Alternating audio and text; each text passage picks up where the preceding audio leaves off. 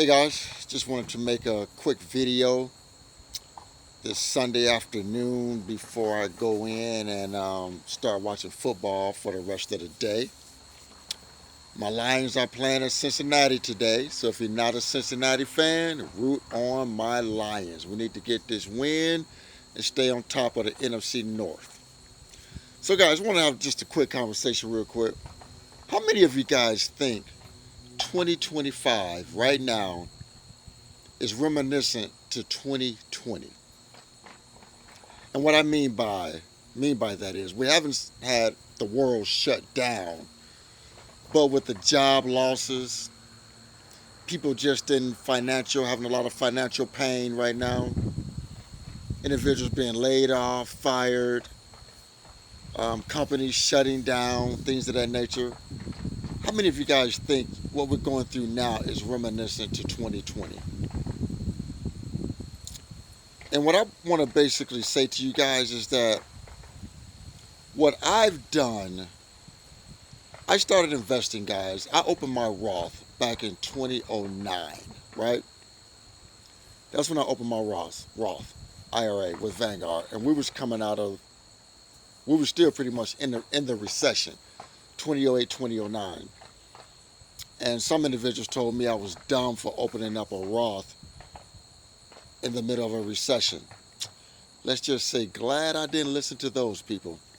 Glad I didn't listen to them, because they're the ones that turned out to be the dummies. But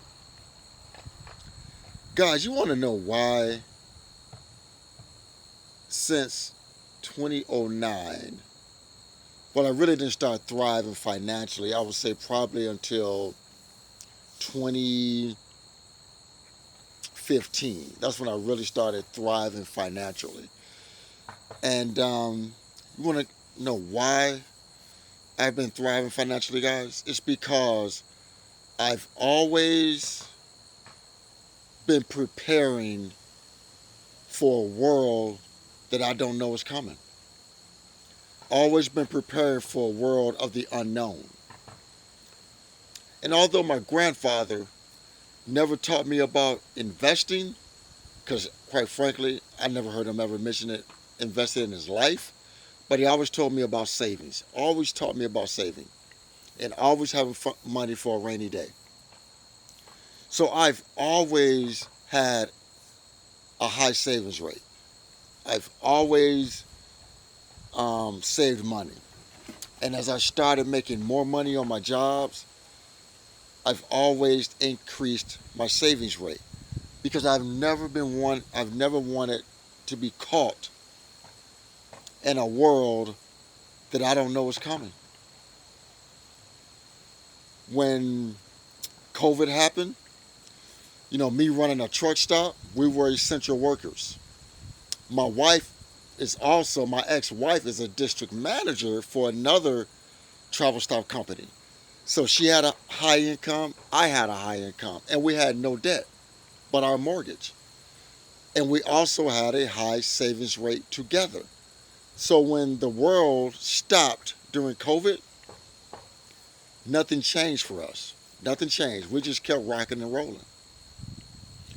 When high inflation started going up in 2022, we were still together because we didn't separate. Really separate until July of 2022.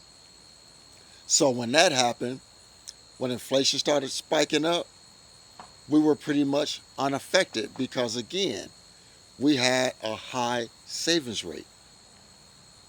Yeah, we had to spend out more money on goods and services, but it did not affect our lives to where we couldn't do the things that we always had done. And then now in 2025, and even though I'm a single bachelor man,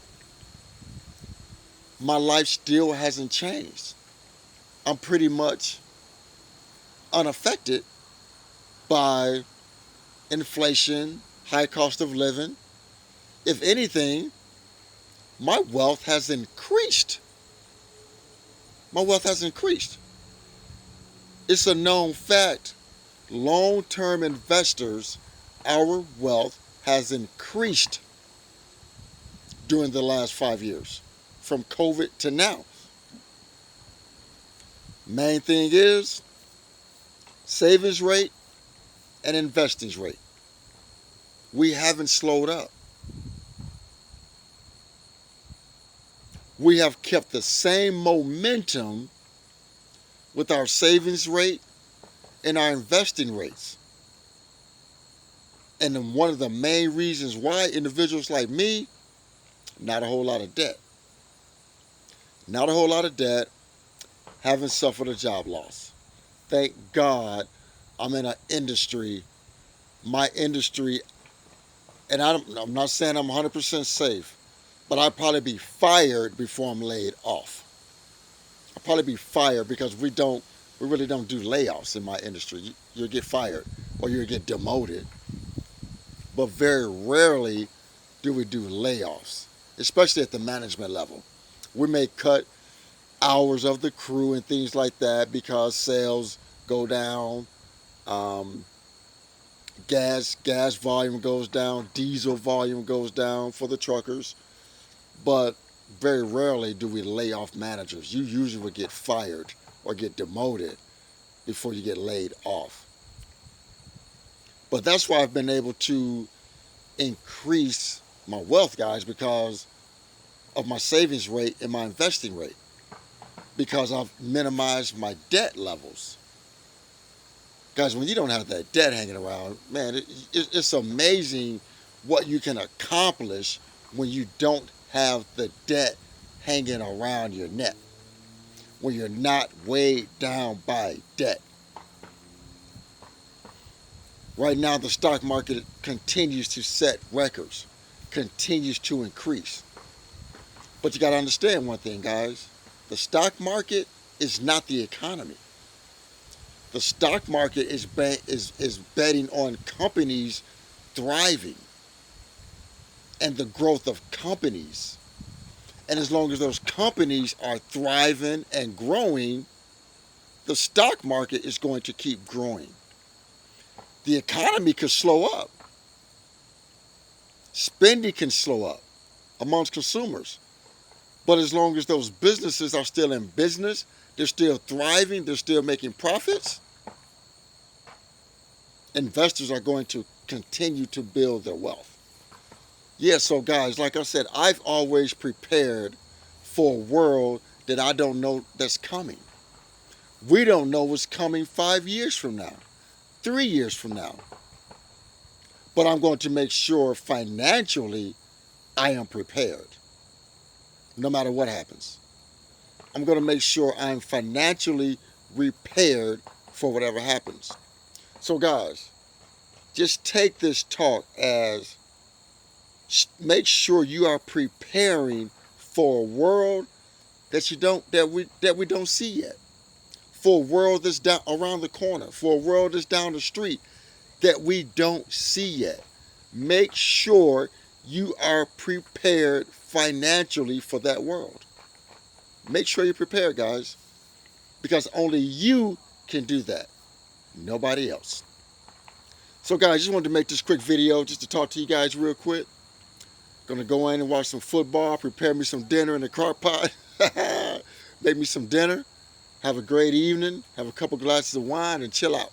So guys, remember to like the video, share the video, and most important, please consider subscribing to my YouTube channel, Frank Talks Money. And with that, guys, always remember, financial decisions you make today will impact your financial life tomorrow. Thanks for tuning in. Frank Talks Money. I'm out here.